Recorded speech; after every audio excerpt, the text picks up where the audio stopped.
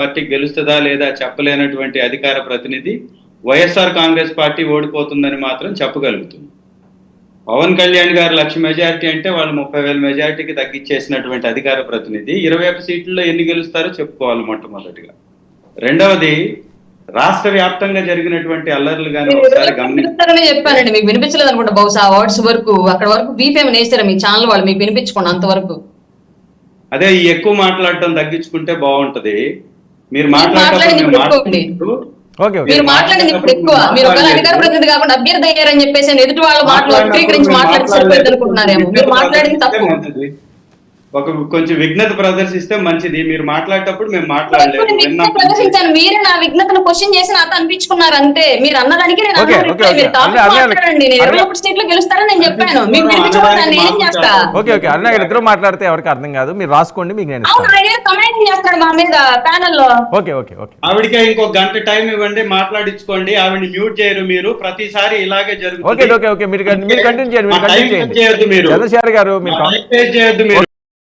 మీరు మాట్లాడేటప్పుడు మమ్మల్ని మాట్లాడిస్తే నేను చెప్పాను కదండి, ఆవిడ సైలెంట్ అయిపోయారు. ఆవిడ సైలెంట్ అయిపోయారు కదా. నలుగురు మాట్లాడినప్పుడు మేము మాట్లాడినప్పుడు విఘ్నత ప్రదర్శించమనండి.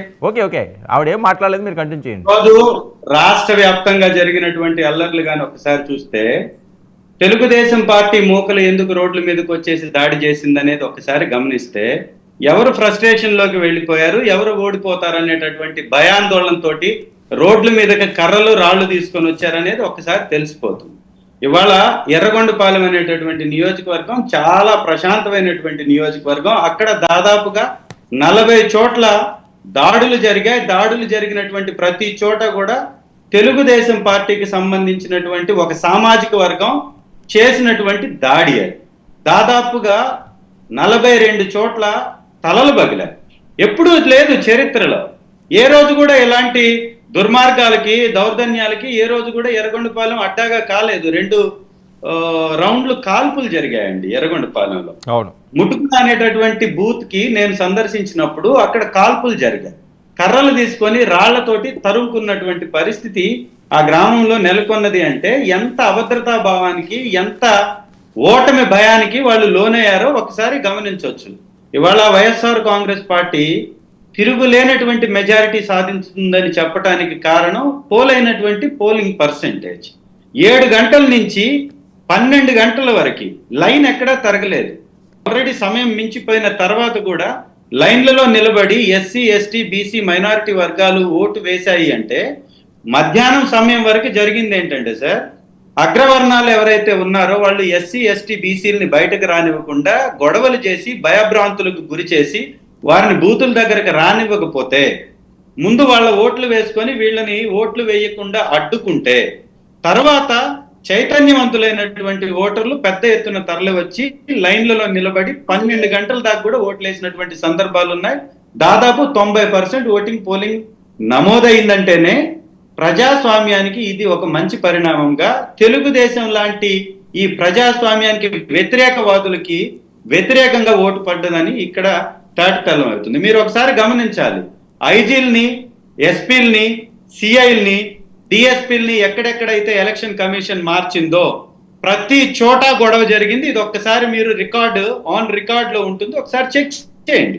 ఎందుకు వాళ్ళని అక్కడి నుంచి తరలించి వేశారు? ఒక్కొక్క పోలింగ్ స్టేషన్ దగ్గర సింగిల్ పోలీస్ మ్యాన్ పహారీలో లేకుండా, ఎవరు అక్కడ సెక్యూరిటీ లేకుండా పోలింగ్ జరపాల్సినటువంటి పరిస్థితి ఎందుకు ఎలక్షన్ కమిషన్ కు వచ్చిందో వాళ్ళు కూడా చెప్పాలి.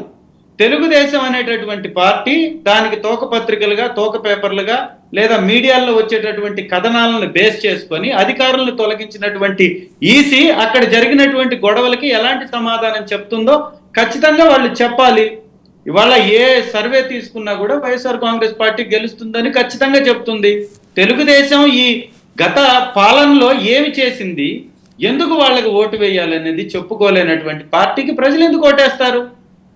అబద్ధాలు చెప్పినటువంటి పార్టీకి ఓటేశారని చెప్పుకుంటున్నటువంటి ఈ తెలుగుదేశం బ్యాచ్ వైఎస్ఆర్ కాంగ్రెస్ పార్టీ చేసినటువంటి మంచిని బట్టి, మేలును బట్టి పెద్ద ఎత్తున ప్రజలు తరలి వచ్చి ఓటేశారని చెప్పేసి మేము చెప్పగలుగుతున్నాం. ఈరోజు రాష్ట్రంలో నమోదైనటువంటి పర్సెంటేజ్ దేనికి సంకేతం? ఖచ్చితంగా ప్రభుత్వానికి అనుకూలంగా ఓటు పడ్డదనే దానికి సంకేతం. ఐపాక్ టీంకి ఏదో డబ్బులు బాకీ ఉందంట, ఏదో అరుణమ్మ గారే పేమెంట్ షెడ్యూల్ మొత్తాన్ని నిర్ధారించినట్టుగా, వాళ్ళల్లో ఒక భాగస్వామిగా లేదా తను కూడా దానిలో పార్టిసిపేట్ చేసినట్టుగా ఐపాక్ టీంకి ఇవ్వాల్సినటువంటి డబ్బులు పెండింగ్ ఉన్నాయని వాళ్ళు ఏదో పేమెంట్ రావాలి అనే ఉద్దేశంతో వాళ్ళు రిపోర్ట్ ఇచ్చినట్టుగా చెప్తుంది. ఇలా సిల్లీగా, అంటే ఒక సిద్ధాంతం లేకుండా, ఒక విధానం లేకుండా, ఏ విధమైనటువంటి హుందాతనం లేకుండా ఒక తప్పుడు ధోరణిలో మాట్లాడడం తప్ప ఎందుకు మీ ఓటింగ్ పర్సెంటేజ్ పెరిగింది? పవన్ కళ్యాణ్ అనేటటువంటి వ్యక్తో, చంద్రబాబు నాయుడు గారు అనేటటువంటి వ్యక్తో ఈ రాష్ట్రానికి ఏం మంచి చేయడం వల్ల ప్రజలు వారిని నమ్మారో ఒకసారి చెప్పాలి కదా. మహిళా ఓటర్లు దాదాపుగా పురుషుల కంటే పెద్ద ఎత్తున తరలి వెళ్ళేసి ఓటు వేశారు సార్. మహిళా ఓటర్లకి, మహిళలకి అత్యధికంగా మా ప్రభుత్వంలో వారి పేర్ల మీద అనేక పథకాలను పంచి ఇచ్చినటువంటి ప్రభుత్వం మాది కాబట్టి ప్రభుత్వానికి అనుకూలంగా మహిళా ఓటర్లు తరలి వెళ్ళి ఓట్లు వేశారని మేము బలంగా చెప్పగలుగుతున్నాం. అలాంటి ఒక సిద్ధాంతపరమైన లేదా ఖచ్చితమైనటువంటి చంద్రశేఖర్ గారు మాట్లాడితే చంద్రశేఖర్ గారు వీళ్ళు మాట్లాడేది ఏంటంటే మొహంలో అసలు నెత్తురు చుక్క లేదట మీ ముఖ్య నాయకులకి. అక్కడే వాళ్ళ ముఖాలలో నెత్తురు చుక్కుందా ఒకసారి చూడండి. డిబేట్ లో ఉన్న వాళ్ళ ముఖాల్లోనే నెత్తురు చుక్కలేదు, ఇంకెవరి ముఖాల్లో నెత్తురు చుక్కుంది? కదండి. ఇప్పుడు జ్యోతిష్యాలు చెప్పటం లేదా మొకార విందాలను కొట్టేసి మాట్లాడడం పక్కన పెడితే గ్రౌండ్ లో పోల్ అయినటువంటి 90% ఓటింగ్ దేన్ని సూచిస్తుంది? అంటే మీకు నెగిటివ్ అని కదా అధికారం కాదు. చాలా మంది ట్రోల్ అయ్యే అంశం ఏంటంటే చంద్రశేఖర్ గారు అధికార పార్టీ మీద వ్యతిరేకత ఉంది కాబట్టి కసితో తెలంగాణ నుంచి లేకపోతే చెన్నై నుంచో బెంగళూరు నుంచో వచ్చి ఓట్లు వేశారని కదా వాళ్ళు ప్రచారం చేస్తున్నారు చాలా మంది. మా ప్రభుత్వంలో అత్యధికంగా మహిళల మీద అనేక పథకాలు ఇచ్చాం కాబట్టి మహిళలు పెద్ద ఎత్తున ఓట్లేశారని మేము చెప్తున్నాం. కాదనే కారణం చెప్పమనండి. రెండవది, కర్ణాటక నుంచో బెంగళూరు నుంచో లేదా ఛత్తీస్గఢ్ నుంచో ఎక్కడి నుంచో వచ్చినా ఏపీ ఓటర్లే వచ్చి ఉంటారు. ఏపీ ఓటర్లు ఇంత పెద్ద ఎత్తున తరలి వెళ్ళినటువంటి వాళ్ళు తెలుగుదేశం పార్టీలో లబ్ధి పొందుంటే తరలి వెళ్ళరు కదా. వలసలు వెళ్ళినటువంటి కూలీలు ఉపాధి చూపించినటువంటి పార్టీకి ఎందుకు ఓట్లేస్తారు? అంటే ఒక విషయం ఇక్కడ చంద్రశేఖర్ గారు మీ పాయింట్ కూడా కరెక్టే ఉండొచ్చు కాక నా అబ్జర్వేషన్ ఏంటంటే మహిళలే పెద్ద ఎత్తున ఓట్లు వేశారు అంటే 2019లో చివరి నిమిషంలో పసుపు కుంకుమ ఇచ్చారు, అక్కడ వర్కౌట్ కాలేదుగా. మించినటువంటి ఓటింగ్ పర్సెంట్ ఈ రోజు వచ్చింది 79.8% ఓటింగ్ 2019 లో ఉంటే ఇవాళ 81. ఓటింగ్ గురించి మాట్లాడలేదు. మహిళా ఓటర్లు మీకు గంపగుద్దుగా వేసేవంటున్నారు, మహిళా ఓటర్లు మీరు మంచి పథకాలు ఇచ్చేవంటున్నారు. పసుపు కుంకుమ ఈయన ఇచ్చారు కదా 2019. సార్ పసుపు కుంకుమ అనేది లాస్ట్ చివరి నెలలో ఇచ్చినటువంటి, అదే అంటున్నానండి, ఆ ఎఫెక్ట్ పనిచేయలేదు కదా. వైఎస్ఆర్ కాంగ్రెస్ పార్టీ ప్రభుత్వంలో మహిళలకి అనేక పథకాలు ఇచ్చారు. తెలుగుదేశం పార్టీలో రుణమాఫీ చేయలేదు, డ్వాక్రా రుణాలు మాఫీ చేయలేదు, మహిళల మీద 0 వడ్డీ అని చెప్పి 0 వడ్డీ ఇవ్వలేదు, గ్యాస్ మీద 100 రూపాయలు సిలిండర్ మీద సబ్సిడీ అని ఇవ్వలేదు, పిల్లలకు ఒక్కొక్క ఇంటికి ఒక్కొక్క ఉద్యోగం అని ఇవ్వలేదు, రైతుల రుణమాఫీ అని చెప్పి చెయ్యలేదు. అలాగే మద్యపానానికి సంబంధించిన బెల్ట్ షాపులు నిర్మూలిస్తానని చెప్పేసి నిర్మూలించలేదు. అందుకు వ్యతిరేకంగా ఓటేశారు. మేము మా ప్రభుత్వంలో 130 పథకాలను మేము చూపించి 129 పథకాలు మేము అమలు పరిచాం.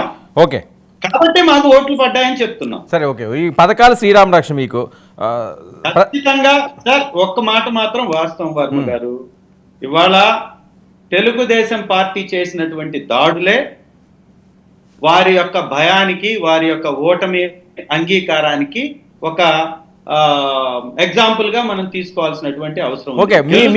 నమ్మకం మాకుంది కాబట్టి, ఒక్క నిమిషం సార్, గెలుస్తామనే నమ్మకం మాకుంది కాబట్టి మా ఓటర్లతోటి ఓటు వేయించుకోకపోతే అల్లర్లు చేస్తే మాకు ఇబ్బంది కాబట్టి మేము సంయమనం పాటించాం. ఓట్లు గాని పడితే ఓడిపోతారనేటటువంటి భయంతో తెలుగుదేశం పార్టీ దాడులు చేసింది. ఇది ఒక్క ఎగ్జాంపుల్ చాలండి. చంద్రశేఖర్ గారు స్ట్రైట్ గా సింపుల్ గా ఆన్సర్ చెప్పండి. జనసేన ప్రభావం ఈ ఎన్నికల్లో ఎంత మేర ఉండే ఛాన్స్ ఉంటుంది మీ అబ్జర్వేషన్? జనసేన ప్రభావం ఖచ్చితంగా వైఎస్ఆర్ కాంగ్రెస్ పార్టీ మీద అయితే లేదు.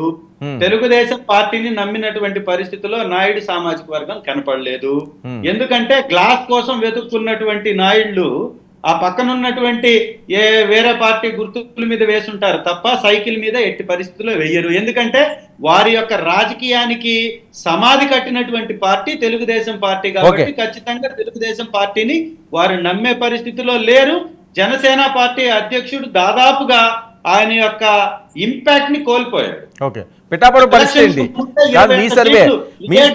పార్టిసిపేట్ చేసినటువంటి ఈ సభ్యులే మేము దాదాపుగా 70 సీట్లు ఇస్తే తప్ప మేము కూటమిలు కట్టము, మేము వాళ్ళతోటి పోటీ చెయ్యము కలిసి అని చెప్పినటువంటి ఇదే అరుణ గారిని మీరు ఆ ప్రశ్న అడగాల. 70 సీట్లకు తక్కువ లేదా గౌరవప్రదమైనటువంటి సీట్లు అని చెప్పి 21 సీట్లకు పడిపోవడం అంటేనే ఆ పార్టీ టోటల్ గా నీళ్లు వదిలేసిందని చెప్పడానికి ఉదాహరణ. ఓకే, పవన్ కళ్యాణ్ గారి పరిస్థితి ఏంటి మీ సర్వేలో? ఖచ్చితంగా ఓడిపోతాడు, ఖచ్చితంగా ఓడిపోతాడు. ఖచ్చితంగా పవన్ కళ్యాణ్ గారు ఓడిపోతారు. ఖచ్చితంగా జనసేన అనేటటువంటి పార్టీ చాప చుట్టేయడం. ఓకే, ఏంటి కృష్ణాంజలి గారు మీ అబ్జర్వేషన్ ఏంటి? చాప చుట్టేయడం అంటారు, వాళ్ళు ఏమో నెత్తురు చుక్కలు లేవంటారు. ఇక్కడ ఎవరు గెలుస్తారు?